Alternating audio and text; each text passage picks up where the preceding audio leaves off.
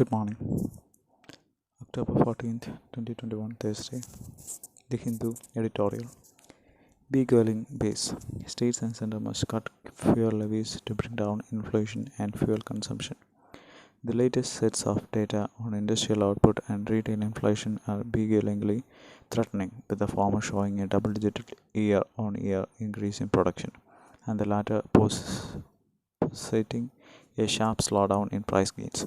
The Index of Industrial Production (IIP) and Consumer Price Index (CPI) figures released on Tuesday show industrial output rose 11.9% in August, while inflation in September slowed by 95 basis points from the preceding month to 4.35%. The numbers seem to indicate a gathering recovery in economic momentum even as CPI-based inflation eases towards the RBI's mandated target of 4%. The IIP constituents mining, manufacturing, and electricity posted appreciable improvements of 23.6%, 9.7%, and 16% respectively. But a closer look shows that production figures were buoyed substantially by the contractions that occurred last year when the economy was still struggling to recover from the first COVID-19 lockdown.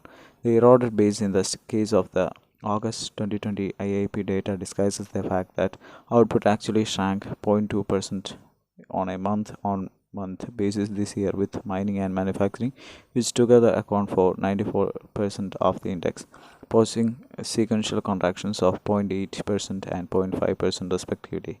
Only consumer non-durables and construction goods posted increases from July. The slowdown in the consumer durables category reflects the lack of demand for white goods amid the pandemic, with the last fiscal's IIP numbers showing output rebounding in September-October 2020, and some industrial sectors, including automobile manufacturing, hit this year by raw material shortages and logistic constraints. It is hard to see production sustaining the pace of growth.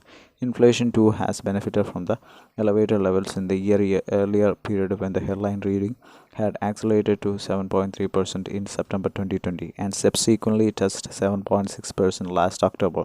The CPI data masks the real extent of price pressures across major product categories, undermining nutritional security, especially among the sizable number who have suffered job or income cuts.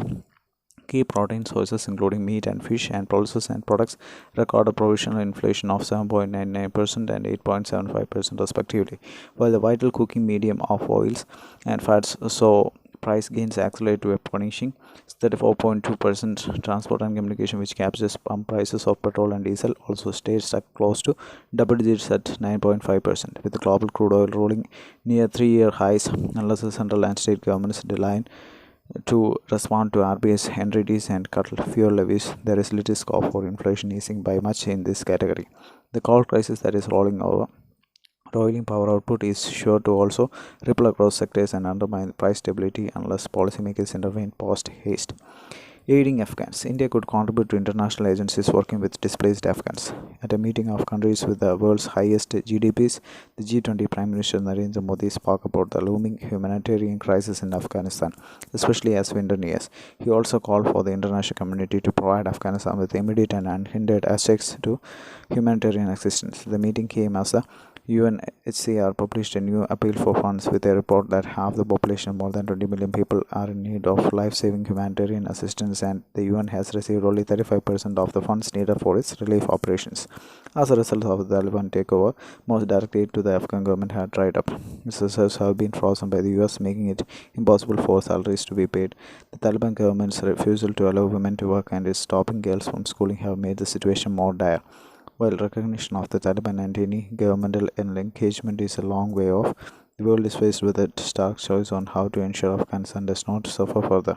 At the summit, the EU committed $1.15 billion for Afghanistan and neighboring countries where refugees have fled, while other countries, including the US and China, pledged $1.1 billion at a donor conference in Geneva last month. India has not announced any monetary or food assistance. The PM's words are a welcome sign that the government remains seized of the welfare of ordinary Afghans, even as New Delhi has closed its embassy but maintains only a limited exchange with Taliban officials in Doha. Given the manner of the Taliban's takeover in August, with the support from Pakistan maintaining links with terror groups, including those that target India, leaves the government hard put to increase its engagement or to send aid directly to the new regime. But India could contribute to international agencies that are working with displaced Afghans, particularly for about 1 million children at the risk of starvation. It could also help Iran and the Central Asian states that are housing refugees with monetary assistance. The government could also consider liberalizing its visa regime for Afghans, which at the moment has cancelled all prior visas to Afghan nationals and is releasing very few e-visas for Afghans desperate to travel here. As a goodwill gesture, India could once again send food aid, including wheat, grain, fortified biscuits, and other packaged food directly to Kabul.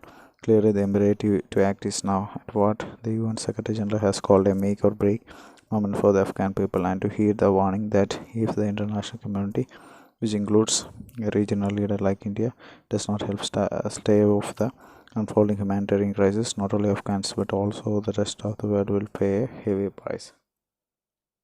Thank you.